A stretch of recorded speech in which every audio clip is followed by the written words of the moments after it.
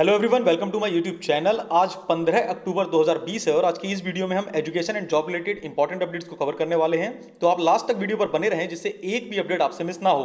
तो आइए देख लेते हैं आज की ऐसी कौन कौन सी इंपॉर्टेंट अपडेट्स हैं। सबसे पहले बात कर लेते हैं पीसीएस 2020 को लेकर, और यहां पर इसकी आंसर की को लेकर अभ्यर्थियों ने घमासान मचा रखा है और इसकी आंसर की को लेकर काफी अभ्यर्थी असंतुष्ट दिखाई दे रहे हैं। तो यहां मेंशन कर रखा है, उत्तर प्रदेश लोक सेवा आयोग ने पीसीएस 2020 प्रारंभिक परीक्षा की उत्तर कुंजी मंगलवार को जारी की है। हालांकि प्रश्नों के जवाब में अभ्यर्थियों को खामियां मिली हैं। अभ्यर्थियों का कहना है कि कुछ प्रश्नों में आयोग ने गलत उत्तर को सही माना है। चारों सीरीज में इस प्रकार की गड़बड़ियां हैं। अभ्यर्थी साक्ष्य प्रत्यावेदन देकर आपत्ति दर्ज कराने की तैयारी कर रहे हैं। आयोग ने अभ्यर्थियों से 19 अक्टूबर तक साक्ष्य के साथ प्रत्यावेदन मांगे हैं। यूपीपीएससी ने पीसीएस के 252 एसीएफ आरएफओ के 12 पदों के लिए आवेदन लिया था। अभ्यर्थी सौम्या का कहना है कि सीरीज ए में प्रश्न संख्या 11 में पूछा था कि यूपी में कितनी स्मार्ट सिटीज हैं। प्रदेश में इस समय 13 स्मार्ट सिटी हैं, लेकिन आयोग की ओर से दिए गए विकल्प में 13 संख्या नहीं थी। ऐसे में उत्तर कुंजी में 12 संख्या के विकल्प को सही माना गया है।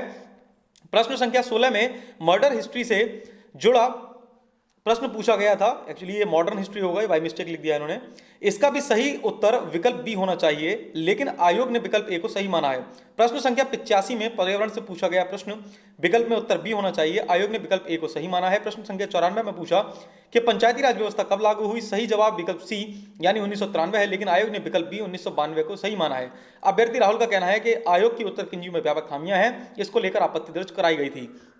तो आप यहां पर देख सकते हैं, उत्तर प्रदेश में कोई भी भर्ती हो, चाहे वह पीसीएस परीक्षा या फिर आरएफओ एआरओ की परीक्षा हो या फिर शिक्षक भर्ती की परीक्षाएं हो, उसमें उत्तर कुंजी को लेकर घमासान रहता ही रहता है। और एक बार फिर ये जो अभ्यर्थी हैं असंतुष्ट होकर कोर्ट जाएंगे और कोर्ट में जाने के बाद यह भर्ती निश्चित रूप से फंसेगी। तो ये आप देख लीजिए, उत्तर प्रदेश के योग्यताधारी मंत्री जी और योग्यताधारी मंत्री के योग्यताधारी विभाग और उनके कर्मठ अधिकारी जी हैं जो भर्तियां फंसाने के लिए पूर्णतः जिम्मेदार रहते हैं।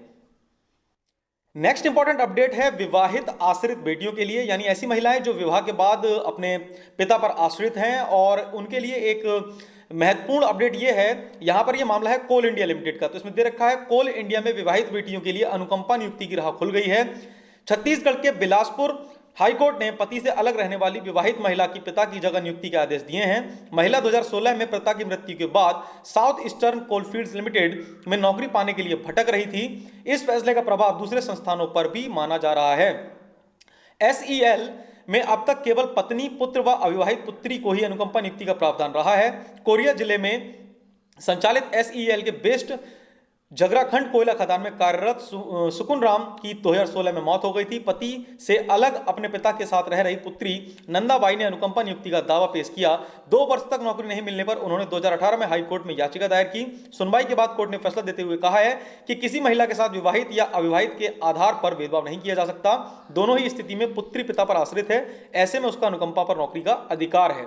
तो ऐसी स्थिति में ये जो निर्णय आया है काफी दूरगामी सिद्ध हो सकता है, क्योंकि ऐसी बेटियां जो अपने पति से अलग अपने माता पिता पर आश्रित हैं, उनको अपने पिता के स्थान पर नौकरी की अब जो राह है वो खुल गई है।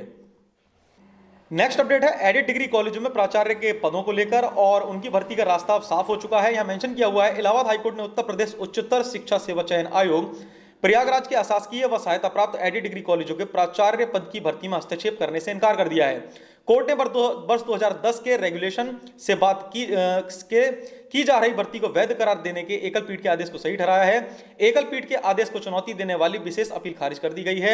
यह आदेश न्यायमूर्ति एमएन भंडारी व न्यायमूर्ति पीयूष अग्रवाल की खंडपीठ ने डॉक्टर हेम प्रकाश व 3 अन्य की विशेष अपील पर दिया है। अपील पर अधिवक्ता सीमांत सिंह व आयोग के अधिवक्ता राजीव सिंह ने बहस की। आयोग ने 2 मार्च 2019 को प्राचार्य पद की भर्ती का विज्ञापन निकाला था।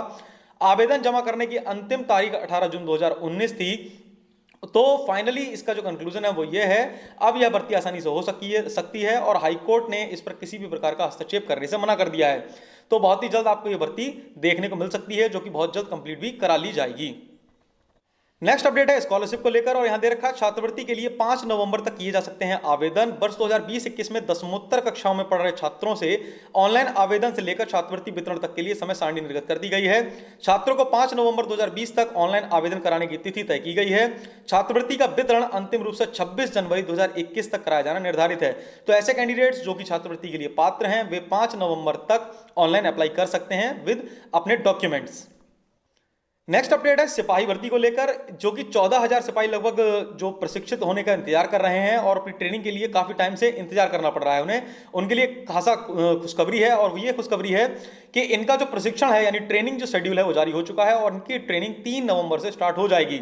यहां दे रखा पुलिस प्रशिक्षण निदेशालय ने नागरिक पुलिस के 14,000 सिपाहियों की ट्रेनिंग 3 नवंबर से शुरू कराने का फैसला किया है। 6 महीने की यह आधारभूत ट्रेनिंग 76 जनपदीय व पीएसी वाहिनी आरटीसी तथा एक पुलिस प्रशिक्षण विद्यालय में कराई जाएगी।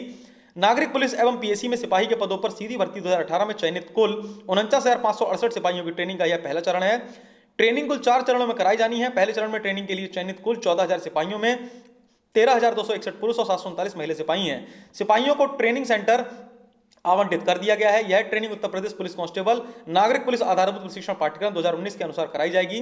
ADG training doctor Sanjay M Tarde ने सभी ट्रेनिंग सेंटरों से कहा है कि प्रत्येक प्रशिक्षु की राजकीय चिकित्सकों द्वारा कोविड-19 की जांच कराई जाए।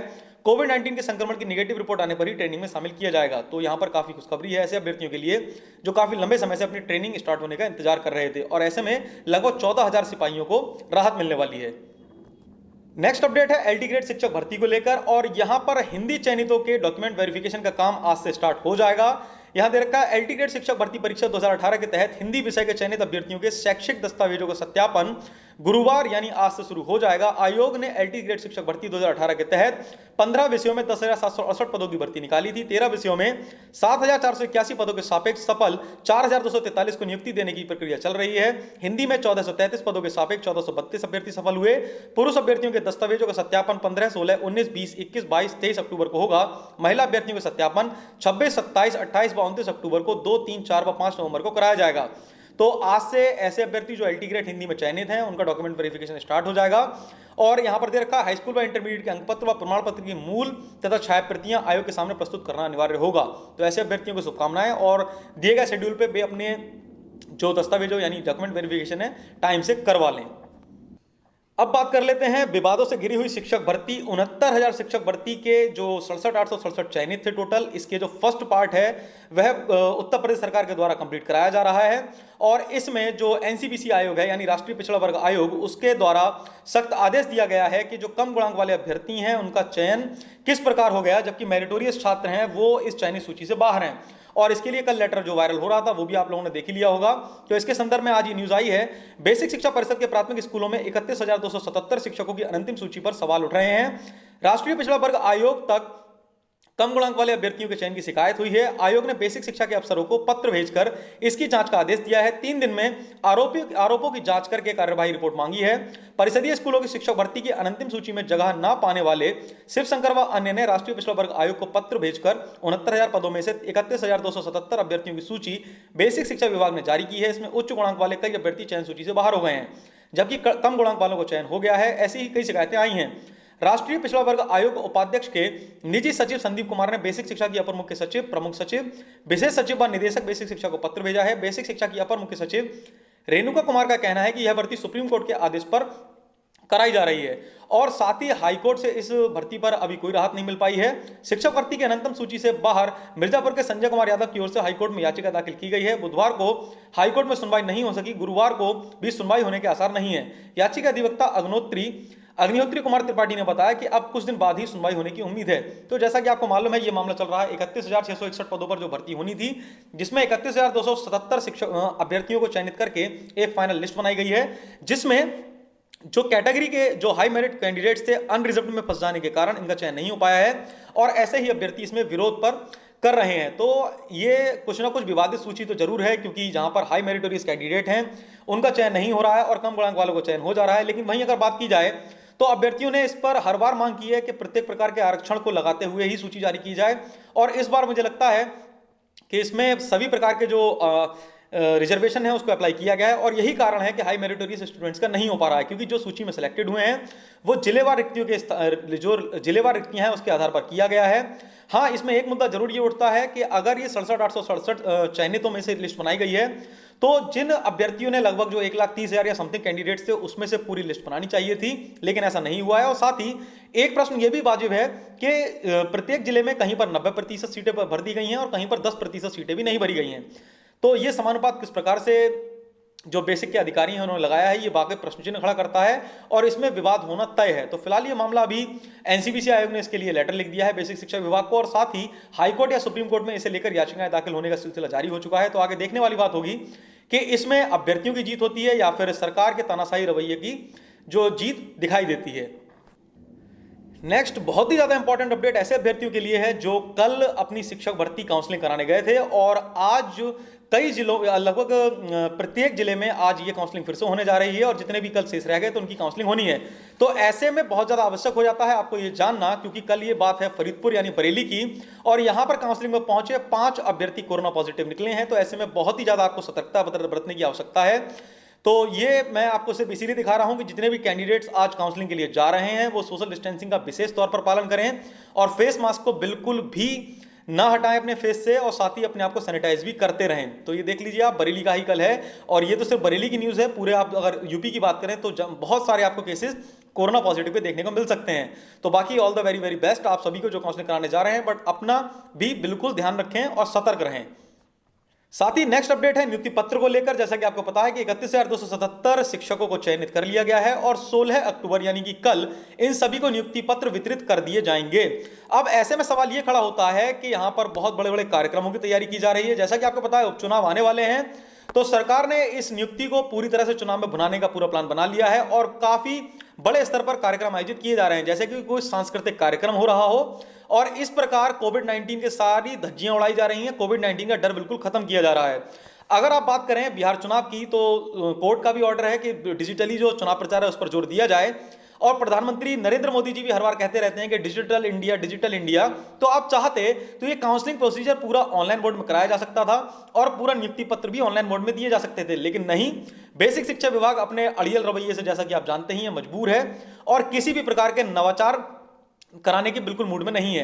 आप देख सकते हैं जैसा कि प्रत्येक जिले में कोरोना पॉजिटिव मिल रहे हैं काउंसलिंग में और आज भी काउंसलिंग है और आज भी कोरोना पॉजिटिव मिलेंगे और साथ ही जहां जहां पर ये नियुक्ति पत्र वितरण के कार्यक्रम किए जा रहे हैं वहां पर कम से कम 1000 की संख्या में व्यक्ति इकट्ठे होंगे ही होंगे और वहां भी कोरोना संक्रमण की संभावनाएं बढ़ जाएंगी। तो ऐसे में अगर मेरी बात कहीं पहुंच रही है या किसी संबंधित व्यक्ति तक पहुंच रही है तो जरूर आगे बात को बढ़ाएं और कहें कि यह ऑनलाइन नियुक्ति प्रक्रिया हो तो ज्यादा बेटर है, क्योंकि ऐसी स्थिति में कोरोना संक्रमण को फैलने से रोकने के लिए यही एकमात्र उपाय है। चुनाव प्रचार चलते रहेंगे, चुनाव में आप मौके को भुना चुके हैं, इसकी बात नहीं है। सबसे बड़ी बात है अभ्यर्थियों की जान को लेकर, तो अभ्यर्थियों की जो जान है वो बहुत कीमती है। सो प्लीज आप अगर चाहते तो इसे ऑनलाइन कर सकते थे। और दूसरी बात मैं एक पॉइंट और कहना चाहूंगा इसमें ऐड करके, गवर्नमेंट ने अपने इस चुनावी माहौल को, चुनाव में इस भर्ती को भुना लिया है, पूरी तरह यूज कर लिया है 69,000 शिक्षक भर्ती का, और इसके बावजूद सरकार राजनीति करने से बाज नहीं आ रही है। 69,000 पास यानी जो उत्तीर्ण अभ्यर्थी हैं उनको आपस में ही भिड़ा दिया है, आपस में लड़ा दिया है और आज एक दूसरे के दुश्मन बन गए हैं अभ्यर्थी और पूरा फायदा मिल रहा है इसमें सरकार को। और सरकार इसके बाद भी बयानबाजी और राजनीति से बाज नहीं आ रही है। इसमें बस एक ही रिक्वेस्ट करना चाहूंगा मैं कि सरकार जल्द से जल्द जो सीटें बच गई हैं, जो अभ्यर्थी वेटिंग लिस्ट में हैं, उनको जल्द से जल्द सुप्रीम कोर्ट से ऑर्डर निकलवाने का प्रयास करे और उनके भी विश्वसनीय बने।